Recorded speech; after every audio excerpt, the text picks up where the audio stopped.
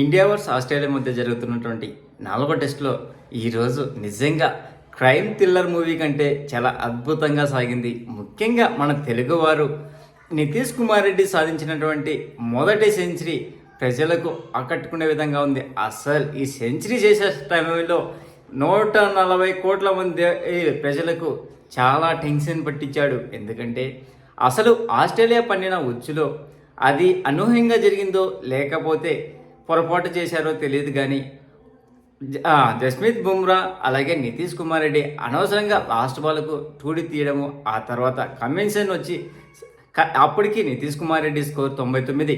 ఆ టైంలో బుమ్రా కనీసం ఆడరా బాబు అనేటట్టు అందరూ ప్రార్థిస్తున్నారు. అంతేకాకుండా ఆ టైంలో కెమెరా పదే నితీష్ కుమార్ రెడ్డి నాన్న వైపు చూపిస్తున్నారు. అలాగా ఇంకా ఒత్తిడిలోనేదట్టు చూపిస్తున్నారు. ఇప్పుడు కమిషన్ మొదటి 2 బాళ్ళు డాట్ చేశాడు. ఆ డాట్ చేశాడు అనకంటే మనవాడు బతికిపోయాడ్రా అనిపించింది. తర్వాత కమిషన్ వేసిన పన్నాకంలో జస్ప్రీత్ బుమ్రా అవుట్ అయ్యాడు. అరే కనీసం మన తెలుగువానికి సెంచరీ మిస్ అవుతుందరా అనేటట్టు బాధతో ఉన్నాము. ఆ టైంలో మరో తెలుగువాడైనటువంటి మహమ్మద్ సిరాజ్ వచ్చాడు క్రేజీలోకి. ఇతను ఇప్పటి వరకు ఈ సిరీస్లో కనీసం ఒక్క పరుగు కూడా చేయలేదు కదా. ఈ మ్యాచ్లో రే స్వామి నువ్వు పరుగు చేయకపోయినా పర్లా ఆపుకోరా ఆ 2 బాళ్ళు. అసలు అతను ఇంతవరకు కష్టపడి మ్యాచ్ని తీసుకొని వచ్చాడు. కనీసం అతను సెంచరీ చేసుకోవడానికి మ్యాచ్ ఓడిపోయినా పర్వాలేదు అని ఇండియాలో ఉన్నటువంటి ప్రతి ఒక్కరూ అలాగనే కోరుకున్నారు. ఆ టైంలో ముఖ్యంగా జస్ప్రీత్ బుమ్రా అవుట్ అయిన తర్వాత వచ్చినటువంటి సిరాజ్ 2 బాల్ డ్రాట్ చేశాడు. అమ్మ బతికిపోయాం. మళ్ళీ నితీష్ కుమార్ రెడ్డికి వచ్చేది ఛాన్స్. నితీష్ కుమార్ రెడ్డికి వచ్చినాక 4th సెంచరీ ముగించాడు. ఆ తర్వాత ఒకటేమైన సెలబ్రేషన్స్. అక్కడ ముఖ్యంగా మనం మాట్లాడుకోవాలంటే నితీష్ కుమార్ రెడ్డి నాన్న నుంచి కన్నీళ్ళు వచ్చాయి చూడండి భావోద్వేగంతో.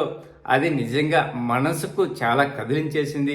ఎందుకంటే నితీష్ కుమార్ రెడ్డి నాన్న తన జాబును సాక్రిఫైస్ చేశాడు, కొడుకు కోసం వారంటీ రిటైర్డ్ తీసుకున్నాడు. అంతేకాకుండా అహర్నిశలకు చేస్తూ తను ప్రాక్టీస్ మ్యాచ్ కోసం తనే వెళ్ళి చేశాడు. అలాంటి వాడికి తన కళ్ళ ముందల్నే మొదటి సెంచరీ చేసిన కొడుకును చూస్తే గర్వంగా కన్నీ నుంచి నీళ్లు జలపాతంలా పారాయి. ఇంకా ఈరోజు 3వ రోజు ఆట గురించి హైలైట్ చూస్తే మొదటగా మంచిగానే ఆరంభించినటువంటి ఇండియాకు రిషబ్ పంత్ అలాగే జడేజా కొద్దిసేపు బాగానే ఆడారు. అనవసరంగా ఇక్కడ జడేజా అయితే అవసరం లేని పరుగు కూడా ప్రయత్నించి అది మళ్ళీ ఎనికిపోయాడు. అప్పుడు కామెంటరేటర్లో ఉన్నటువంటి పఠాన్ డైరెక్ట్గానే ముఖం మీదనే అనేశాడు, రే ఇదేమన్నా T20 అనుకుంటున్నావా, టెస్ట్ క్రికెట్ రా, ఎందుకు అటు పరిగెత్తున్నావు అనే విధంగా మాట్లాడారు. ఆ తర్వాత కూడా ఎక్కువసేపు నిలదొక్కోలేదు. అనవసరంగా తనకు రాని రివర్స్ షాట్లతో అదే పనిగా ప్రయత్నిస్తూ అవుట్ అవుతున్నా కానీ రిషబ్ పంత్ తీరులో ఎటువంటి మార్పు రాలేదు. ఈ మ్యాచ్లో కూడా అలాంటి షాట్తోనే అవుట్ అయ్యేసి అసలు మ్యాచ్ను ఆదుకుంటాడు అనుకున్నటువంటి రిషబ్ పంత్ చేతులెత్తేయడము, ఆ తర్వాతనే స్పిన్నర్ పోయినటువంటి లయన్ బౌలింగ్లో సరిగా ఆడలేక ఆపసోపాలు పడినటువంటి జడేజా 18 పరుగుల వద్ద తను అవుట్ కావడము. అప్పుడు వచ్చారండి తెలుగు తమిళ్. వీళ్ళు ఎంతసేపు చాలా అద్భుతంగా అసలు ఈ మ్యాచ్లో వీళ్ళ ఓపికకు నిజంగా దండం పెట్టుకోవాలి అనేంత ఓపికగా ప్రవర్తించారు.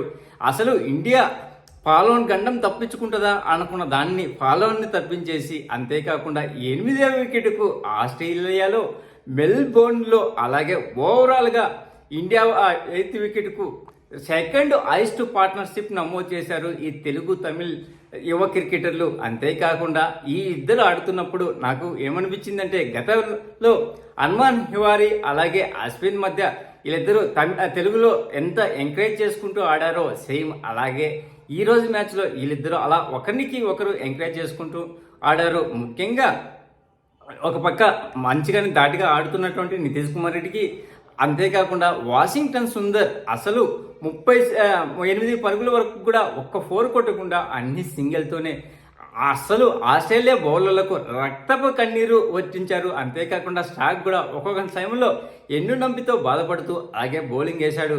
ఎన్ని ప్రయత్నాలు చేసినా కానీ ఈ జట్టును తీయలేకపోయారు. 108 పరుగు పార్ట్నర్షిప్ తర్వాత లయన్ బౌలింగ్లో వచ్చి మన వాషింగ్టన్ సుందర్ అవుట్ అయిన తర్వాత నిజంగా మ్యాచ్ మలుపు తిప్పింది. అంతేకాకుండా ఈ మ్యాచ్లో మన తెలుగు వాడైనటువంటి